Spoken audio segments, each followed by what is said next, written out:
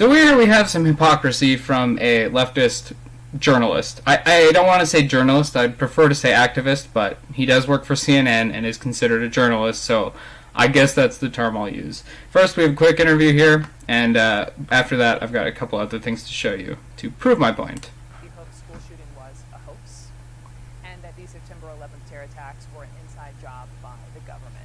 Talking about Alex Jones, he is the founder of InfoWars, and he is now feeling the heat himself. YouTube, Facebook, and Apple all announcing they're removing his content from their platforms. Here's how YouTube explained its decision. Quote, when users violate policies repeatedly, like our policies against hate speech and harassment or our terms prohibiting circumvention of our enforcement measures, we terminate their accounts. With me now, CNN Money's senior media reporter Oliver Darcy, and you were just saying to me you were surprised that they took this kind of action so swiftly. Yeah, this happened very quickly over the past 24 hours. It seems to really have been prompted perhaps by Apple. Apple last night removed the entire library of Alex Jones's podcasts from their store. And then we've seen throughout the day actually, tech platforms just basically remove Alex Jones from their websites. After Apple removed the podcast, then Facebook came out this morning, and actually really early in the morning, and they said that they had unpublished InfoWars and other pages associated with Alex Jones. Yeah. And then YouTube, which had previously issued some sort of suspension effectively where they couldn't live stream, decided to remove their YouTube page altogether. And now we're just kind of seeing other tech platforms, small ones even, just dissociate with Alex Jones. Obviously, what he spews is hate and it's abhorrent, but how many folks are on the other side saying freedom of speech?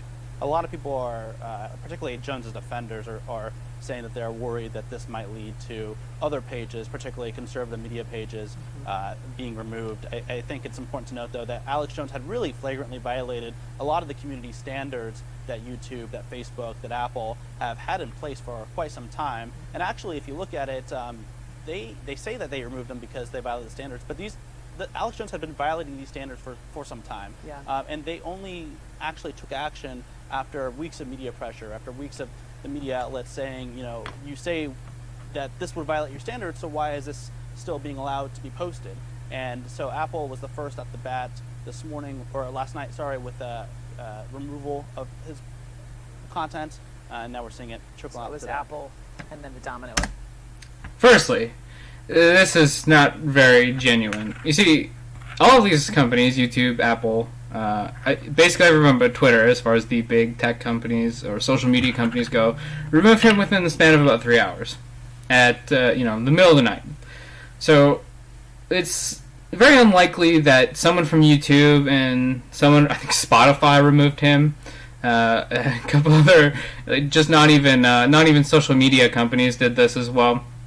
But I doubt that they were sitting up at 3 a.m. waiting for Alex Jones, just clicking refresh on that page, F5, F5, F5, trying to see if Alex Jones was still on Apple. So it's more likely that they knew that this was going to happen ahead of time, and Apple is just the first to act. That would be my opinion.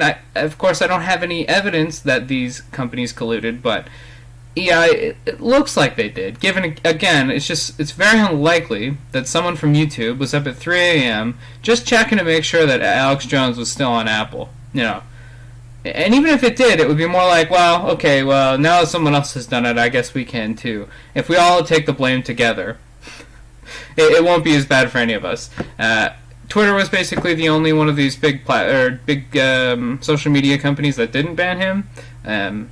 I think since then they've done something. This was a little while ago. But this gentleman here, Jack Dorsey, is the subject of today's video. Sorry, Oliver Darcy. My bad, not Jack Dorsey, the CEO of Twitter. So this is a tweet from Oliver Darcy, the 24th of August, 2018. So quite recently.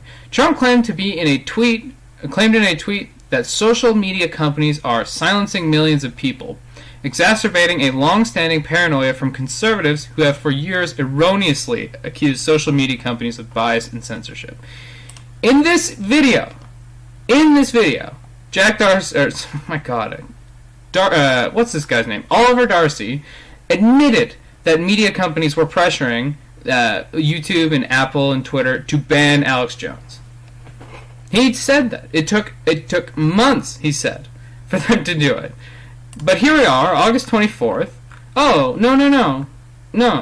It's not true.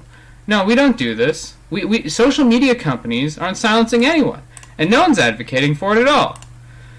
And here we are, an article by Oliver Darcy.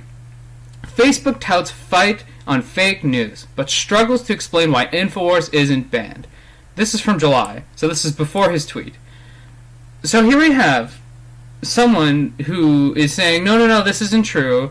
These media companies are not at all silencing people. They're not trying to basically curate what content people see.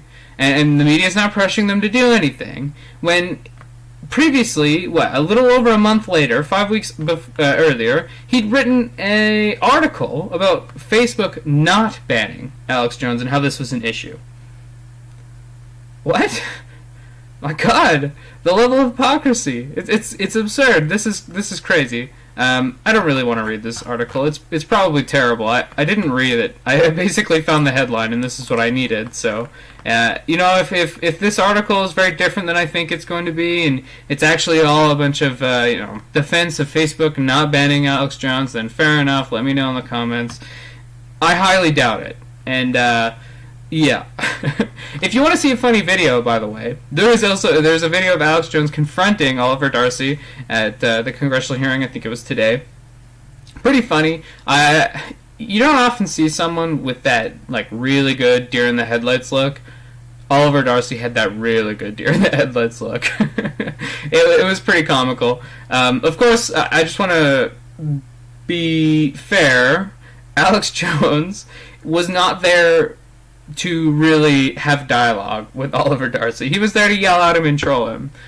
I appreciate Alex Jones for this because I think it's hilarious, but you have to understand that, he's not exactly someone who's looking to have a good conversation with you. At least not in this situation. If he was, he wouldn't have opened with a bunch of insults, but that's how he opened the conversation. Still a really funny video if you just want to see someone who really does not want to be there, who's really sad about the position he's in at that very moment. He also did, I think he posted on his Twitter about it, how Alex Jones was yelling at him. Let's find that real quick. Oh, that's not it. Where is it? It's down here. Here we go. Alex Jones is currently yelling at me. Okay, so he's currently yelling at me. So that was something. This is not really the response that you would naturally have after having that look in your eyes. The video is pretty funny. Go check it out. I think it's on InfoWars. Yeah, it's worth a watch, basically. That's all. Hope that you do check that video out. It's pretty funny. And have a good day.